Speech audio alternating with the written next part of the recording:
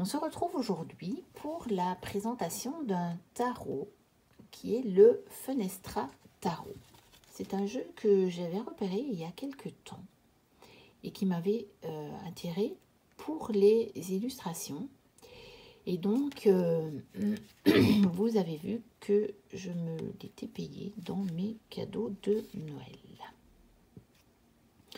Donc, il est chez US Game et il a été créé par Chatria. Et à l'intérieur, il y a son nom que je vais essayer de vous redire sans l'écorcher parce que c'est un nom pas très facile à prononcer.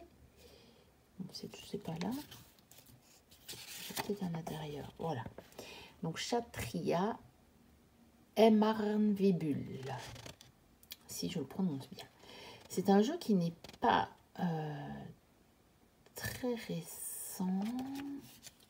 Je ne sais plus où j'avais vu la date. Mais je vais essayer de la retrouver là parce que je risque de vous dire une bêtise. Parce que comme j'ai regardé les dates de plusieurs jeux, je risque de confondre. Voilà, c'est 2006. Donc c'est un jeu qui n'est pas récent. On a une petite introduction. Et puis on a quelques mots-clés en position droite et renversée. Donc les arcanes majeures, les arcanes mineures. Donc c'est la même chose, on a quelques mots-clés, donc il n'y a pas grand-chose. Bon, c'est un tarot classique, donc c'est suffisant pour ceux qui connaissent le tarot. Là, on a un petit mot sur la numérologie dans le tarot. Et on a le tirage de la croix celtique, mais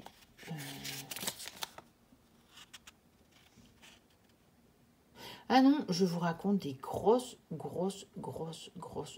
bêtises. Ça, c'est ce qui correspond aux positions des cartes de la croix celtique. Voilà. Pour vous dire, j'avais pas du tout regardé le livret. Je m'en suis pas encore servi en fait du jeu. Donc on a une carte de présentation. J'aime beaucoup les coloris de ce tarot. Il a un dos que je trouve sublimissime. Avec les roses comme ça. Et puis les coloris, moi je suis vraiment je suis fan. Et on a encore une petite carte ici de présentation. Voilà, avec quelques infos sur l'auteur. Et donc, on va regarder les cartes. Donc, je pense que normalement, les tranches sont neutres. J'ai acheté ce tarot-là d'occasion avec de fait le tarot aussi à la même personne, en fait. Et c'est quelqu'un qui avait fait les tranches. Mais c'est très bien fait et je trouve que ça lui va bien. Donc, en fait, je suis ravie de les avoir achetés comme ça parce que je trouve que ça leur va à tous les deux très bien et que ça a été bien fait. Donc voilà, on va regarder les cartes. Donc le fou. Alors, il y en a qui n'aimeront peut-être pas le cadre, hein, mais moi je trouve que ça apporte quelque chose aux cartes. Après j'aime bien aussi les illustrations qui sont en pleine carte. Mais celui-ci, j'aime bien. Je trouve que ça apporte quelque chose. Regardez ça. C'est celle qui est sur la boîte. Et c'est évidemment la carte de la grande prêtresse, qui est une de mes cartes préférées dans le tarot. Parce que c'est une des cartes qui me correspond et qui peut être mon signifiant.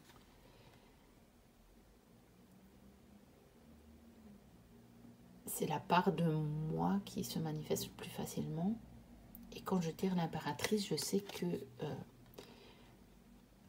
je dois travailler sur les parts de moi que j'ai plus de mal à mettre en œuvre. L'empereur, le hiérophant.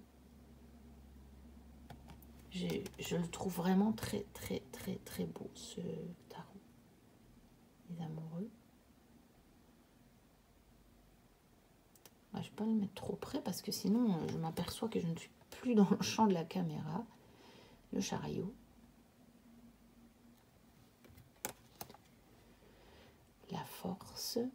Oui, donc il est basé sur le Rider-Waite-Smith. Avec la force en 8. L'ermite. La haute fortune.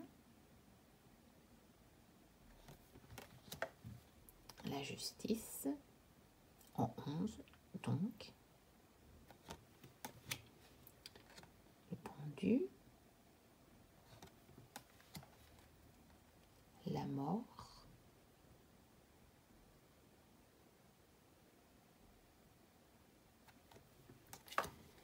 Tempérance. Je la trouve très très belle.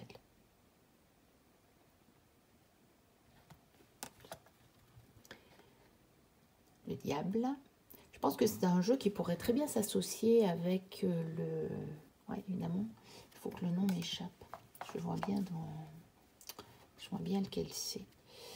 Le tarot, mais le nom m'échappe là. Je vais peut-être m'en souvenir. La tour.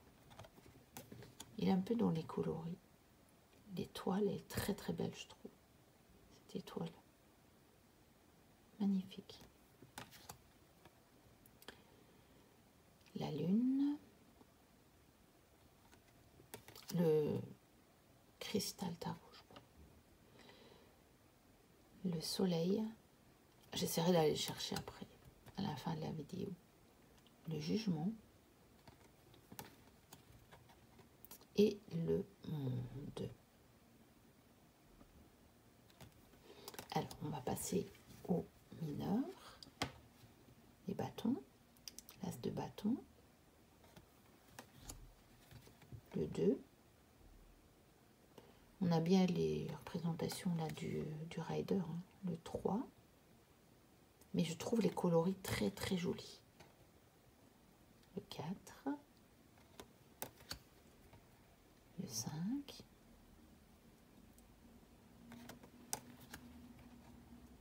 Le 6. Le 7. Le 8. Classique. Très très classique. Le 9. Et le 10. Le page. Le cavalier qui est féminin. C'est sympa, je trouve. La reine et le roi. Ensuite, on passe aux coupes. Qu'est-ce que j'aime les couleurs de ces tasses de coupe. Je le trouve magnifique. Très très joli. Le 2. Très beau aussi. Je trouve les traits très fins des illustrations dans les visages des personnages. Regardez. Je trouve ça très très fin comme trait. Le 3. Le 4. Le 5. Le 6. Le 7. Le 8. Le 9. Aussi, c'est pas courant d'avoir une femme sur le 9 de coupe. Et le 10. Magnifique. Le page. Le cavalier, qui est masculin cette fois. La reine. Et le roi. Ils sont très très beaux. Alors, la suite des épées. L'as. Le 2. Le 3, ouais.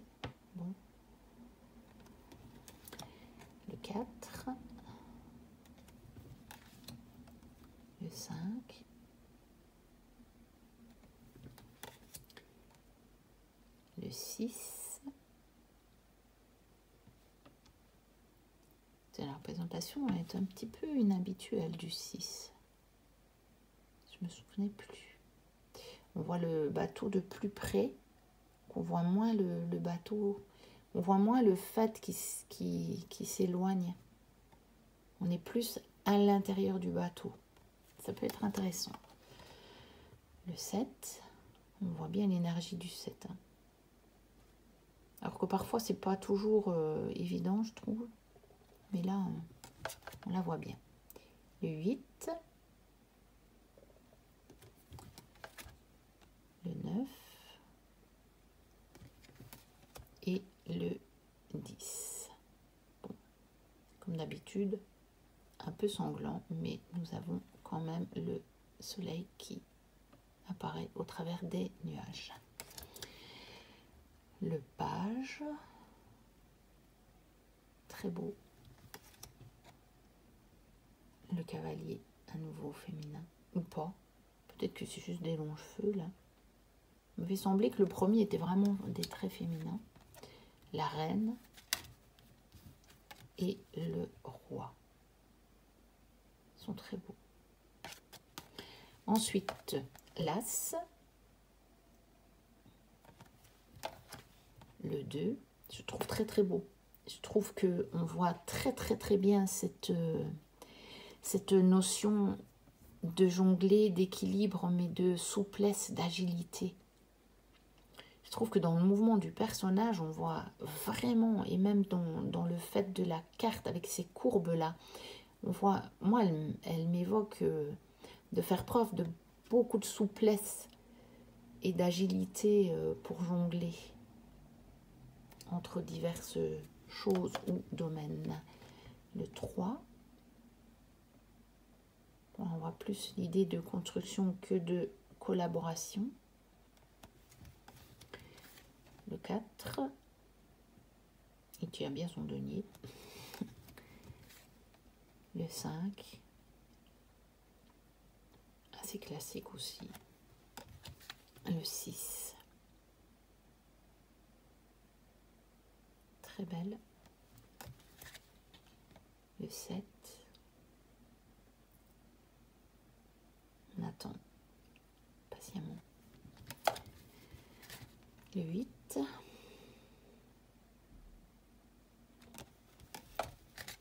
le 9,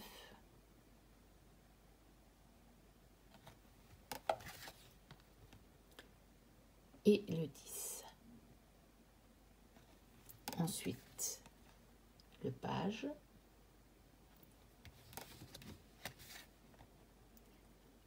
le cavalier, la reine et le roi. Je vais aller voir si je retrouve le tarot auquel je pensais, auquel je pourrais l'associer. Donc c'est bien ça, c'est le Crystal Vision Tarot. Donc c'est celui-là que j'avais en tête et en fait donc qui a été fait par Jennifer Galasso, qui est un tarot que j'aime beaucoup et que je devrais sortir beaucoup plus souvent parce que je ne sais pas pourquoi je n'y pense pas, et je trouve que il a quelque chose un petit peu, je trouve qu'il a une énergie qui est pas mal, je pense qu'ils vont aller bien ensemble. Bon, déjà même les dos, c'est pas mal dans les coloris. Et après, regardez, je trouve que il y a quelque chose dans le trait de crayon qu'on peut très bien mettre ensemble, je trouve. Et aussi dans les coloris, bon, peut-être pas ces deux-là nécessairement, mais je pense qu'on va, trouver, voilà, déjà celle-là. Les coloris sont vraiment très forts en harmonie, je trouve.